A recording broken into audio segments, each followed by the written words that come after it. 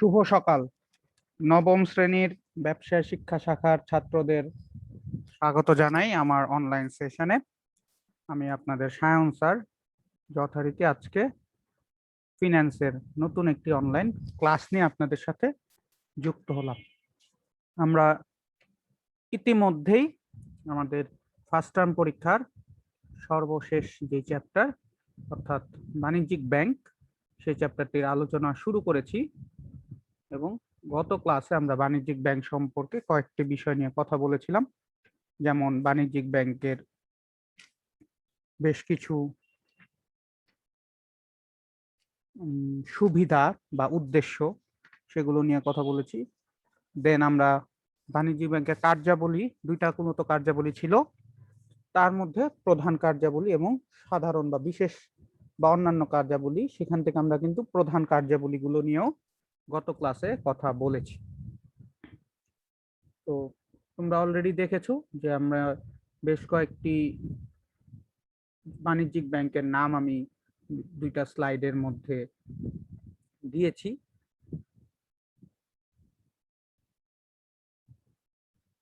তো আজকে আমরা আমাদের মূলত বইয়ের আলোচনা থেকে আমাদের পেজ 104 ও 105 পৃষ্ঠার আলোচনা করব এবং সেখানে মূলত আমরা বিশেষ কার্যাবলী এবং তহবিলের উৎস এবং আয়ের উৎস অর্থাৎ এবং ব্যয়ের খাত অর্থাৎ মূলত আমরা আজকে এই চ্যাপ্টারের সমস্ত টপিকগুলো নিয়েই কথা বলে এই চ্যাপ্টারটি শেষ করব এবং পরবর্তী ক্লাসটি আমরা একটা সৃজনশীল নমুনা নিব, তারপরে একটা জুম ক্লাস নিব এই সপ্তাহেই। তাহলে আমরা আশা করি আমাদের এই মাসের মধ্যেই আমরা এই সিলেবাস শেষ করতে পারব। তো প্রথমত আমরা যদি বিশেষ এবং অন্যান্য কাজগুলো থেকে আসি, প্রথমত হচ্ছে মূলধন বিনিয়োগ। বাণিজ্যিক ব্যাংকের আরেকটি প্রধান কাজ হচ্ছে মূলধন বিনিয়োগ করা। ব্যাংক ঋণ প্রদানের পাশাপাশি বিভিন্ন শিল্প এবং বাণিজ্যিক প্রতিষ্ঠানকে মূলধন বিনিয়োগ করে। ওনারা বিভিন্ন প্রতিষ্ঠানে অর্থ দিতে পারে, বিভিন্ন উন্নয়নমূলক শিল্পে অর্থ দিতে পারে, বিনিয়োগ করতে পারে। অনেক প্রতিষ্ঠানে ব্যাংকের একটা বড় ইনভেস্টমেন্ট থাকে। ঋণের পাশাপাশি তারা নিজেরাই স্ব-উদ্যোগেই সেখানে মূলধন দেয়, যা কিনা একটি দেশের মোট উৎপাদন এবং মূলধন গতিশীলতা বৃদ্ধি করে। অর্থাৎ তোমার যদি একটা সাপোজ গার্মেন্টস থাকে, তো সেই গার্মেন্টসে যদি কোন একটা ব্যাংক নিজে উদ্যোগে 50 লাখ টাকা দেয়, তাহলে কি হবে, তোমার উৎপাদনটা বাড়বে এবং মূলধনও কিন্তু একটা, টাকা যত বেশি হবে মূলধনের গতিশীলতা বৃদ্ধি পাবে। অর্থনৈতিক উন্নয়নের ভূমিকা। ব্যাংক একটি দেশের সার্বিক অর্থনীতি তথা শিল্প, বাণিজ্য, পরিবহন, যোগাযোগ, গৃহ নির্মাণ, শিক্ষায় ব্যাপক অগ্রগতি তথা দেশের সার্বিক উন্নয়নের ক্ষেত্রে একটি গুরুত্বপূর্ণ ভূমিকা পালন করে। যেটা আমাদের শিল্পে টাকা দেয়, পরিবহন সেক্টরে বিজনেসে টাকা দিবে, যোগাযোগ বিজনেসে টাকা দিবে, গৃহ নির্মাণ যদি করতে চাই আমরা, অনেক ঢাকা শহরে অনেক বিল্ডিং দেখবা ব্যাংকের ফান্ডে তৈরি করে। শিক্ষার অগ্রগতিতে ব্যাংক ভূমিকা পালন করে থাকে। তো এগুলো হচ্ছে আমাদের সার্বিক উন্নয়নের ক্ষেত্রে ব্যাংকের ভূমিকা। দেন অর্থ স্থানান্তর। ব্যাংক আমরা জানি, আমরা যে কোনো ওয়েতে এক দেশ থেকে অন্য দেশে যদি অর্থ স্থানান্তর করতে চাই, সেক্ষেত্রেও ব্যাংক ভূমিকা পালন করে। তো ব্যাংক তার বিনিময়ের তথা দেশের অভ্যন্তরে ও বাইরে অর্থ স্থানান্তরে ভূমিকা পালন করে থাকে। অর্থের নিরাপত্তা প্রদান। আমরা সবাই ব্যাংকে টাকা জমাই, কারণ ব্যাংকে টাকা জমানো কি নিরাপদ। তো আমরা ব্যাংক জনগণের অর্থ জমা রাখার মাধ্যমে অর্থের নিরাপত্তা দিয়ে থাকি। তাছাড়া গ্রাহক তার মূল্যবান সম্পদ, দলিলপত্র, অলংকার ইত্যাদি ব্যাংকের লকারে রাখার পরামর্শে রাখা হয়। দেন পরামর্শদান। ব্যাংক বিভিন্ন সময় ব্যবসায়ীদের বা যারা ব্যবসায় ঋণ নিতে চায় তাদেরকে পরামর্শ দেয়। বা বিভিন্ন, তুমি একটা বিজনেস করতে চাও বা ব্যাংকের কাছে ঋণ নিতে গেলে ব্যাংক তখন জিজ্ঞেস করতে পারে আপনি কি ধরনের বিজনেস করবেন, আপনার এই বিজনেসের সুবিধা কি অসুবিধা কি। তারপর কিন্তু ব্যাংক তারাও কিন্তু একটা মতামত দিতে পারে যে তোমার এই ব্যবসাটা কিভাবে ভালো করা যায় বা এই ব্যবসায় কি কি সমস্যা আছে, কি কি সুবিধা আছে, তারা বলতে পারে। যেমন পরামর্শ, বাড়ি ভাড়া আদায় করাও ব্যাংকের কাজ। তো ব্যাংক কিন্তু অনেক সময় ভাড়া আদায়ের ক্ষেত্রেও একটা ভূমিকা রাখে। বিভিন্ন তোমাদের এই যে বিল তোমরা বেতন দাও, সেই বেতনগুলো আদায়ের ক্ষেত্রে তোমরা যখন অনলাইনে পেমেন্ট করতেছো যারা, সেগুলো কিন্তু বিকাশের মাধ্যমে আসতেছে। তো বিকাশ আমাদের হয়ে সেই পেমেন্ট গুলো নিচ্ছে। আমরা টিচাররা যারা বেতন পাচ্ছি তাদেরকে বেতনগুলা কোম্পানি থেকে বা আমাদের প্রতিষ্ঠান থেকে নিয়ে দেওয়ার দায়িত্ব এই ব্যাংক। কর্মসংস্থান, ব্যাংক আর্থিক প্রতিষ্ঠান, তারা অনেক লোকের কর্মসংস্থান করে এবং তারা বিভিন্ন বিজনেসে টাকা দেয়। তো বিজনেস গুলো বড় হলে কি ওই বিজনেস প্রতিষ্ঠানগুলোতেও লোক দরকার হয়। তো তারা নিজেরাও যেমন কাজ দিচ্ছে, অন্যান্য বিজনেস প্রতিষ্ঠানগুলোকে তারা যখন ফান্ডিং করতেছে সেখান থেকেও কিন্তু পরোক্ষভাবে তারা দেশের কর্মসংস্থান যোগান দিতে ভূমিকা রাখতেছে। ঋণ নিয়ন্ত্রণ, কেন্দ্রীয় ব্যাংক মুদ্রা বাজারের নিয়ন্ত্রক হিসেবে বাণিজ্যিক ব্যাংকগুলির প্রদত্ত ঋণের সংকোচন, সম্প্রসারণ ও অর্থ নিয়ন্ত্রণ করে থাকে। অর্থাৎ কত পরিমাণে ঋণ দিবে এটা তো বাণিজ্যিক ব্যাংক ঠিক করে না, সেটা ঠিক করে দেয় সেন্ট্রাল ব্যাংক। তো এই কোন সেক্টরে কত টাকা ঋণ দিতে হবে সেটা ঠিক হওয়ার পর তাদের বাণিজ্যিক ব্যাংক সেটা অনুযায়ী কাজ করতে হয় এবং অর্থনীতি স্থিতিশীল রাখা এবং মুদ্রাস্ফীতি অর্থাৎ ইনফ্লেশন যাতে না হয়, জিনিসের দাম যাতে না বাড়ে, সেটা নিয়ন্ত্রণের ক্ষেত্রে কিন্তু এই ঋণ নিয়ন্ত্রণ প্রক্রিয়াটা গুরুত্বপূর্ণ।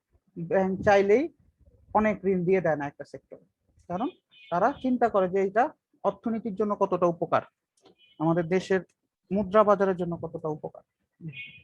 কৃষি উন্নয়ন ব্যাংক শুধুমাত্র কৃষি ক্ষেত্রের উন্নয়নের ক্ষেত্রে ঋণ প্রদান করে, কৃষি সহযোগী রিলেটেড বিজনেস গুলোতে সহায়তা দেয় যাতে কৃষি ক্ষেত্রের উন্নয়ন ঘটে।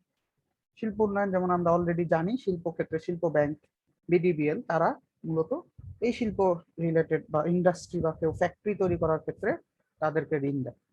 আঞ্চলিক সহায়তা বিভিন্ন অঞ্চল ভিত্তিক, যেটা আমরা দেখেছি দেশের ব্যাংকের শাখার মাধ্যমে তারা চিটাং এর কোনো একটা সেক্টরে উন্নতি করতে হবে অথবা খুলনার কোনো একটা জায়গার উন্নতি করতে হবে, তো সেই ক্ষেত্রে তো একটা অঞ্চলের উন্নয়নের জন্য কিন্তু ওই অঞ্চলে যে ব্যাংকের ব্রাঞ্চ গুলো আছে তারা কাজ করে। আসলে ব্যাংকের তহবিল উৎস, অর্থাৎ মূলত ব্যাংক থেকে টাকা নেয়, এটা ইম্পর্টেন্ট একটা জায়গা। ব্যাংকের ব্যবসা করার জন্য টাকাগুলো ব্যাংক প্রথমত কোথা থেকে কালেকশন করে, এখান থেকে কিন্তু বেশ কিছু এমসিকিউ এবং শর্ট প্রশ্ন আসে বা ওই যে জ্ঞানমূলক অনুধাবনমূলক। নিম্নলিখিত উৎসগুলো থেকে ব্যাংক কালেক্ট করতে পারে। তো কিছু বহিস্থ উৎস ও কিছু অভ্যন্তরীণ উৎস থাকে, অর্থাৎ দুইটা উৎস, কিছু বহিস্থ উৎস অর্থাৎ বাইরের থেকে আর কিছু তাদের নিজেদের ফান্ডিং। তো পরিশোধিত মূলধন, তো পরিশোধিত মূলধনটা কি? ব্যাংকের প্রাথমিক ও প্রধান উৎস হচ্ছে পরিশোধিত মূলধন, অর্থাৎ তারা যখন ব্যাংকটা শুরু করে তখন তাদের প্রথমত যে টাকাটা যেখান থেকে আসে সেটা হচ্ছে পরিশোধিত মূলধন। অংশীদারি প্রতিষ্ঠানের বা অংশীদারি ব্যাংক হলে মালিকগণ নিজেরাই মূলধন সরবরাহ করে। ধরো তোমরা 5 জন বন্ধু মিলে যদি একটা ব্যাংক ওপেন করতে চাও, তোমরা 5 জন মিলে যে টাকাটা বিনিয়োগ করছো সেটাই হবে মূলত পরিশোধিত মূলধন। আর যদি যৌথ মূলধনী কোম্পানি হয়, অর্থাৎ শেয়ার মার্কেটে শেয়ার ছাড়াও তারা এই ফান্ডটা বা এই মূলধনটা কালেক্ট করতে পারে, অর্থাৎ লোকের কাছে বলবে ভাই আমি ব্যাংক খুলবো, আপনি আমার একটা শেয়ার কিনেন। তো এই শেয়ার বিক্রি করে তারা মূলধন কালেক্ট করতে পারে। আমরা শেয়ারের একটা চ্যাপ্টার আছে, সেটা হলে ওখানে গেলে শেয়ারটা আরো জানবো। তো ব্যাংক এই শেয়ার ইস্যু করে বা শেয়ার বিক্রি করেও টাকা কালেক্ট করবে, সেটাই মূলত প্রথমত যে মূলধনটা তার দরকার ব্যাংকটা চালানোর জন্য, সেটাকে আমরা বলি পরিশোধিত মূলধন। দেন সংরক্ষিত মূলধন, প্রতি বছর মুনাফার একটি অংশ যদি মালিক পক্ষের মধ্যে বা শেয়ার হোল্ডারদের মধ্যে বন্টন না করে ভবিষ্যতের জন্য সঞ্চয় করে রাখা হয় তখন তাকে সংরক্ষিত তহবিল বলা হয়। অর্থাৎ ধরো ব্যাংক এই বছর ব্যবসা করে 10,000 টাকা লাভ করলো, এই 10,000 টাকা হচ্ছে শেয়ার হোল্ডার বা মালিক যারা আছে তারা ভাগ করে নিবে। এখন তারা সবটা ভাগ না করে তারা বললো যে না, আমরা 5,000 টাকা ব্যাংকেই রেখে দিই, ব্যাংকের উন্নতির জন্য রেখে দিই বা ভবিষ্যতের ব্যাংকে কোনো কাজের জন্য আমরা যদি রেখে দেয় তখনই সেটা মূলত সংরক্ষিত তহবিল, অর্থাৎ যেটা কিনা ভবিষ্যতে তহবিল। তোমরা নিজেরাও আমরা ছোট ব্যবসা অথবা ব্যক্তিগত ক্ষেত্রেও এটা করি যে আমরা কিছু টাকা কোথাও থেকে পাইলাম, সেটা আমরা খরচ করি না। এই যে ঈদের আসবে সালামি পাবা, খরচ করবা না, তোমরা বলবা কি ঠিক আছে আমরা পরে একটা কিছু করব। তো এটা মূলত সংরক্ষিত তহবিল। আমানত অর্থাৎ যেটা আমরা ব্যাংকের আমরা জমা করি সেটাই হচ্ছে ব্যাংকের জন্য আমানত, এটা একটা বাহ্যিক উৎস। তো মূলত প্রথম দুইটা ছিল অভ্যন্তরীণ উৎস, কারণ লাভের টাকা তোমার সবাই নিয়ে নেওয়ার কথা অথবা ভাগ করার কথা, কিন্তু সেটা ভাগ করা হচ্ছে না। তো এটা এটা ভিতরে মালিক পক্ষের মধ্যে রাখা, তারাই ডিসিশন নিয়ে রাখা দিতেছে। পরিশোধিত মূলধন তারা নিজেরাই ইনভেস্ট করছে। আমানত তার মানে অন্যের টাকা, বাইরের মানে আমরা যারা বাহিরের লোক কাস্টমার, তারা ব্যাংকে যে অ্যাকাউন্ট খুলি, অ্যাকাউন্টে যে টাকা রাখি, সেটা হচ্ছে আমানত। তো এটা হচ্ছে তাদের একটা মূল উৎস। তো মূলত আমরা ব্যাংক থেকে বিভিন্ন মেয়াদে আমরা হিসাব বা আমানত গ্রহণ করে ব্যাংক চলতি সঞ্চয় স্থায়ী, এটা নিয়েও ডিটেইল আলোচনা পরের চ্যাপ্টার গুলোতে থাকবে। যা আমানতকারীরা একত্রে তুলে নেয় না। অর্থাৎ কি, আমি যখন ব্যাংকে 5 লাখ টাকা জমা করলাম, আমি কি করি, ব্যাংকে বলি যে ভাই 3 বছর পরে আমরা টাকাটা নিব, হয়তো বা এটার সাথে সুদ পাবো কিছু। তো এর মাঝখানে তো আমি যাচ্ছি না, ব্যাংক ওই টাকাটা নিয়ে রাইখা দেয় না, তো ব্যাংক ওই টাকাটা কোথাও না কোথাও বিনিয়োগ করে, ঋণ দেয়। ফলে যেহেতু আমরা 3 বছর পরে যাব, তখন এই আমার টাকাটা ব্যাংক কি করে, 3 বছরের জন্য কোনো বিনিয়োগ করে অথবা ঋণ হিসাবে কোনো ব্যবসায় গিয়ে সেখান থেকে তারা মুনাফা অর্জন। যেমন আমরা বলেছিলাম ব্যাংকের লাভ, যে আমাকে বলবে যে 3 লাখ টাকা জমা রাখেন, 5 বছর পর আপনি 3,05,000 টাকা পাবেন বা 3,10,000 টাকা পাবেন। তো এই 3 লাখ টাকাই কারো কাছে দিবে, 3 বছরের জন্য বলবে যে আপনি 3,20,000 টাকা দিবেন। তাহলে এই যে 20,000 টাকা অতিরিক্ত আনলো, আমাকে 10,000 দিল, ব্যাংকের 10,000 টাকা লাভ। ওই 3 লাখ টাকাই কিন্তু সে আমানত হিসাবে কোনো একটা ব্যবসায় ইউজ করতেছে, এটা তহবিল হিসাবে তার ইউজ হচ্ছে। ধার গ্রহণ, বিভিন্ন সময় বাণিজ্যিক ব্যাংকের যদি আর্থিক সংকট দেখা দেয়, তারা অন্যান্য ব্যাংক অথবা বাংলাদেশ ব্যাংক বা সেন্ট্রাল ব্যাংক, যেটা যেই দেশের যেটা আছে, তাদের থেকে ঋণ নিতে পারে। বলতে পারে যে ভাই আমরা আমাদের একটু সমস্যায় পড়ছি, তোমরা একটু টাকা দাও, সেটাই করা যায়। আবার ঋণপত্র বা শেয়ার বিক্রি করেও তারা ঋণপত্র বা ডিবেঞ্চার বা বন্ড, এটাও আমরা আর পরবর্তীতে আলোচনায় থাকবে, এই তহবিল থেকেও তহবিল সংগ্রহ করে। অর্থাৎ তারা বন্ড ছাড়লো, তারা ঋণপত্র ছাড়লো, অর্থাৎ তারা কোনো কিছু বিক্রি করলো, সেখান থেকে তারা এই অর্থ কালেক্ট করতে পারবে। এবার আমরা দেখব তাদের এই ফান্ড কালেকশনটা দেখুন। এখন টাকা কালেক্ট করার পর হয়ে গেল, এখন আমার কাজ হচ্ছে আমরা কোথা থেকে আয় করব। এটা ছিল ব্যাংকের টাকা কালেকশনের উপায়, কোথা থেকে টাকা কালেক্ট করা যায়। এখন হচ্ছে আয়ের উপায়, অর্থাৎ লাভ করার উপায়। তো প্রথমত ঋণের সুদ, ব্যাংকের লাভ হবে ঋণের সুদ। অর্থাৎ এই যে একটু আগে বললাম 3 লাখ টাকা ব্যাংক কাউকে ধার দিয়ে বললো 20,000 টাকা দিতে, এবং সেই 3 লাখ টাকা আমাকে বলবে যে আমি রাখছি, তো আমার টাকাটা কাউরে দিল, ওইখানে 20,000 টাকা আনলো, আমাকে 10,000 দিল, 10,000 ওর প্রফিট। তো এটা হচ্ছে তার একটা আয়ের উৎস। বিনিয়োগ, ব্যাংকে যে বিভিন্ন শেয়ারে বিনিয়োগ করে, বিভিন্ন বন্ড কিনে, সরকারি বিভিন্ন প্রজেক্টে বিনিয়োগ করে, সেই ক্ষেত্রে সেরা কিন্তু একটা মুনাফা পায়। বিল বাট্টাকরণ, মূলত এটা ইম্পর্টেন্ট একটা ওয়ে। তো মেয়াদ পূর্ণ হওয়ার পূর্বে বাণিজ্যিক ব্যাংকে ব্যবসায়ীরা তাদের প্রাপ্য বিল বাট্টা করে অর্থ উপার্জন করতে হবে। মূলত প্রাপ্য বিল হলো যে আমি কোনো কাউকে বিক্রি করলাম জিনিস, সে আমাকে বললো যে ভাই এখন টাকা দিব না, আমি 3 মাস পরে আপনাকে টাকাটা দিব। তো এটা একটা লিখে কাগজে দিয়ে দিল, সেই কাগজটাই হচ্ছে প্রাপ্য বিল। তো এখন তোমার হয়তো টাকাটা আর্জেন্ট দরকার, 3 মাস তুমি ওয়েট করবা না, সেক্ষেত্রে ওই কাগজের মধ্যে একটা ব্যাংকের নাম লেখা থাকে যে আপনি এই ব্যাংক থেকে টাকাটা উঠাইতে পারবেন 3 মাস পরে। তো তখন তুমি ওই ব্যাংকের কাছে চলে যায়, বলবা যে ভাই এই যে একজন আমাকে 3 মাস পর টাকা দিবে 10,000 টাকা, আমার তো আজকেই দরকার, আপনি আমাকে আজকেই দেন। তো তখন ব্যাংক বলবে যে ঠিক আছে, আপনি যদি আজকে নিতে চান তাহলে কিছু কমে দিতে হবে, এই কমটা হচ্ছে বাট্টা, কারণ 3 মাস পরে 10,000 পাওয়ার কথা, তুমি আজকেই নিতে চাও, তাহলে বলবে ঠিক আছে আপনাকে 500 টাকা কম দিব। তো এই যে এই 500 টাকাটা ব্যাংকের লাভ, কারণ 3 মাস পরে ব্যাংক যায় ওই যে ওই লোকের থেকে, তুমি যার কাছে বিক্রি করছিলা তার থেকে কিন্তু 10,000 টাকাই আনবে, কিন্তু তোমাকে 3 মাস আগে দেওয়ার কারণে তোমাকে 9,500 টাকা দিচ্ছে। তাহলে এই 500 টাকা ব্যাংকের প্রফিট। বিভিন্ন ব্যাংক ড্রাফট, চেক থেকে প্রাপ্ত কমিশন, বিভিন্ন সময় ব্যাংক কমিশন ভিত্তিক কাজগুলো, যেমন তারা ব্যাংক ড্রাফট ভাঙায়, বিভিন্ন চেক ভাঙায়, আমরা অনেক সময় ডলার থেকে টাকায় কনভার্ট করি, অর্থাৎ সময় আমরা ব্যাংক স্টেটমেন্ট নেই, তো এগুলা থেকেও একটা কিন্তু চার্জ কাটে, সেটা হচ্ছে আয়। যোগাযোগ, ব্যাংক অনেক সময় মক্কেল বা অন্য কাস্টমারদের সাথে যোগাযোগ করে তাদের সেবা দেয়, এর মাধ্যমে কিন্তু কমিশন পায়। ঠিক আছে, যেমন আমরা অনলাইন কেনাকাটা করলে কি হয়, আমরা কার্ডে পেমেন্ট করতে পারি, বিকাশে পেমেন্ট করতে পারি, এখানে কিন্তু বিকাশের একটা কমিশন আছে। ঠিক আছে, বিকাশের জন্য একটা কমিশন পায়। তো এটা একটা যোগাযোগ করার মাধ্যমে তারা কমিশনটা, অর্থাৎ যোগাযোগটা এখানে কি, আমি পেমেন্ট করতেছি, এটা হচ্ছে আমার সাথে কোম্পানি, আমি সাপোজ দারাজ থেকে কিছু কিনবো, দারাজের সাথে আমার একটা সম্পর্ক তৈরি করে দিব। লকার ভাড়া, ব্যাংকে আমরা লকার ভাড়া নেই, যে আমাদের তথ্য, আমাদের সোনা দানা বা সম্পত্তি বা কাগজপত্র রাখার জন্য, সেই লকারের এগেনস্টেও কিন্তু তাদেরকে একটা চার্জ দিতে হয়। এর বিপরীতে যে চার্জটা দেয় ব্যাংকের, এটা সার্ভিস চার্জ, এটাও ব্যাংকের একটা আয়ের উৎস। মূলত এই কয়টা উৎস ব্যাংক ইউজ করে, এবং তারপরে আমরাও কিছু উদ্দেশ্য আছে বা উৎস আছে। প্রতিনিধি, ব্যাংক অনেক সময় প্রতিনিধি হিসাবে কাজ করে। যেমন আমাদের বিভিন্ন স্কুল কলেজের বেতনগুলা বা বিভিন্ন যে বিদ্যুৎ বিল কালেকশন, এগুলা কিন্তু ধরো ঢাকা ওয়াসার বিল কালেক্ট করতেছে, তাহলে এটা ওয়াসার প্রতিনিধি হিসাবে ব্যাংক কালেক্ট করে। ঠিক আছে, অনেক সময় বিলের টাকা পরিশোধ করে দেয়, এগুলা থেকে তার কমিশন আসে। শেয়ার বিক্রয়ের মধ্যস্থতা, তো আমরা যে যারা শেয়ার কিনি শেয়ার মার্কেটে, সেখানে কিন্তু আমাদের ব্যাংক অ্যাকাউন্ট থাকতে হয়। ঠিক আছে, ব্যাংক অ্যাকাউন্ট না থাকলে আমরা শেয়ার কিনতে পারি না, তো এখানে তাদের একটা চার্জ আছে। তো যেই কোম্পানিগুলো শেয়ার ছাড়ে তাদেরকেও ব্যাংকের মারফত আইসা শেয়ার ছাড়তে হয়, তো সেখানেও ব্যাংক একটা চার্জ পায়।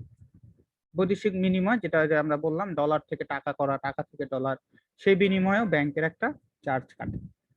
আমদানি রপ্তানি বাণিজ্য, যেটা আমরা কতদিনও ছিল এলসি, তো এলসি চালাইতে গেলে যে খরচটা সেটা হচ্ছে ব্যাংকের নিষ্পত্তি করতে হয়, তো সেটার ক্ষেত্রেও কিন্তু ব্যাংক একটা চার্জ পায়। যেমন বৈদেশিক বাণিজ্য লেনদেন নিষ্পত্তিতে ভূমিকা পালন করে তারা কমিশন বা সার্ভিস চার্জ হিসাবে অনেকটা আয়ের অংশ পায়। প্রত্যয়নপত্র, এটা মূলত এই আমদানি রপ্তানির সাথে জড়িত, যেটা প্রত্যয়নপত্র বা এলসি, সেটা ভাঙায়া তারা কিন্তু একটা কমিশন আদায় করে। তারপরে অচ্ছি হিসাবে কাজ করে ব্যাংক কমিশন। ট্রাস্টি, অনেক সময় আমরা ট্রাস্ট করি ব্যাংকে, তাই না? যে কোনো বিষয়ে আমরা কিন্তু মানুষকে বিশ্বাস না করে ট্রাস্ট হিসাবে ব্যাংকে বিশ্বাস করি, এটা ব্যাংকের একটা ইনকাম সোর্স। এই ট্রাস্টটা যে আমি অর্জন করছি এর জন্য টাকা দিতে হয়। তো মূলত বেশিরভাগ গুলাই কিন্তু তারা কমিশন ভিত্তিক তাদের প্রফিট বা আয়। তো এখন আমরা শুধু তো তারা আয় করে না, তাদেরও কিছু খরচ করতে হয়। তো খরচগুলা দেখবো। প্রথমত তাদের খরচ হচ্ছে আমরা যে ব্যাংকে টাকা জমাই আমাদেরকে যে সুদ দিচ্ছে, আমরা সুদ পাচ্ছি মানে ব্যাংক সেটা দিচ্ছে, তাহলে ব্যাংকের জন্য এটা খরচ। কেন্দ্রীয় ব্যাংকে প্রদত্ত ধারের উপর সুদ, ওই যে যেটা বলছিলাম ধার নিলে সেটার উপরেও তাদেরকেও সুদ দিতে হয়। তাদের বিপদের সময় অন্যান্য ব্যাংক বা কেন্দ্রীয় ব্যাংক যখন টাকা দিচ্ছে, তো সেটা ঋণের উপরে তারাও তো সুদ চাবে, তো সেই সুদ কেন্দ্রীয় ব্যাংক থেকে নিলে কেন্দ্রীয় ব্যাংকে সুদ দিতে হয়, অন্যান্য ব্যাংক থেকে নিলে অন্যান্য। যারা কাজ করে তাদের বেতন ভাতা বোনাস দিতে হয়। ব্যবস্থাপক পরিচালক বা যারা ম্যানেজার পোস্টে চাকরি করে তাদের দিতে হয়। নিরীক্ষকের বিল, অর্থাৎ যারা বিভিন্ন বিষয় নিয়ে, যেমন অডিটর, তোমরা অনেকে বলছো সিএ পড়বা, তো ব্যাংকের ক্ষেত্রে সিএ করতে হয়, তো এই সিএ যারা সিএ করতে হয় বা ব্যাংকে কাজ করে যারা, তাদেরকে অডিট করতে হয়। ঠিক আছে, বিভিন্ন বাইরের লোকজনকে দিয়ে অডিট করায় তাদের রিপোর্ট গুলা, তো সেটা নিরীক্ষকের দায়িত্ব। তো নিরীক্ষককে সিএ পড়া লোকটা কাজ করতেছে, তাকে পয়সা দিতে হবে। বিভিন্ন ধরনের মামলা টামলা হইলে সেটার পেছনে খরচ করতে হয়। অফিসের ভাড়া, ব্রাঞ্চ ভাড়া, গুদাম ঘরের ভাড়া, এটা শুল্ক ও কর গভর্নমেন্টকে ট্যাক্স দিতে হয়। বীমা প্রিমিয়াম, প্রতিটা ব্যাংকেরই তাদের তাদের যেখানেই প্রতিষ্ঠান থাকুক সেটা বীমা করা থাকে, কারণ যেহেতু টাকা নিয়ে খেলে, টাকা চুরি ডাকাতি হলে যাতে প্রবলেম না হয়, জন্য বীমার জন্য তাদের প্রতি মাসে মাসে বা বছর বছর একটা নির্দিষ্ট অংশ বীমা কোম্পানিতে জমা রাখতে হয়। যোগাযোগ খরচ, বিভিন্ন টেলিফোন, বিদ্যুৎ, ফ্যাক্স, এগুলা খরচগুলো করতে হয়। যেমন ওয়েবসাইট মেনটেন করতে হয়, এগুলো সবই খরচ। বিজ্ঞাপন, তাদেরকে অ্যাডভার্টাইজমেন্ট দিতে হয়, এবং কর্মীদের প্রশিক্ষণ, বেতন ভাতা তো দেয়, এরপরেও তাদের কিন্তু ট্রেনিং দিতে হয়। এই ট্রেনিং গুলো যারা করায় তাদেরকেও একটা পেমেন্ট দিতে হয়। তো মূলত এগুলো হচ্ছে তাদের খরচের জায়গা। তা আমরা মূলত আমাদের আলোচনা শেষ এই চ্যাপ্টারের, এবং আমরা আগামী ক্লাসটা আবারও বলছি যে আগামী ক্লাসটা আমরা বাণিজ্যিক ব্যাংকের উপরে একটা সৃজনশীল ক্লাস করাবো, এবং তার পরবর্তীতে আমরা একটা জুম ক্লাস নিব, যেখানে আমরা মূলত এই চ্যাপ্টারের বিষয়ের বিভিন্ন, যদি কারো তোমাদের প্রবলেম থাকে সেটা সে দেখে রাখবে, যেটা আমি জুম ক্লাসে আলোচনা করে আমরা মূলত আমাদের ফার্স্ট টার্মের প্রিপারেশন কমপ্লিট করব। তো পরবর্তীতে যদি আমরা সুযোগ পাই, যদি সামনের মাসে আমাদের কিছু ক্লাস দেওয়া হয় বা পরীক্ষার আগে যদি কিছু ক্লাস দেওয়া হয়, তখন আমরা হয়তো কিছু রিভাইজ ক্লাস জুমে করতে পারি। তো সবাইকে অসংখ্য ধন্যবাদ, সবাই সুস্থ থাকো, নিরাপদে থাকো, বাড়িতেই থাকো।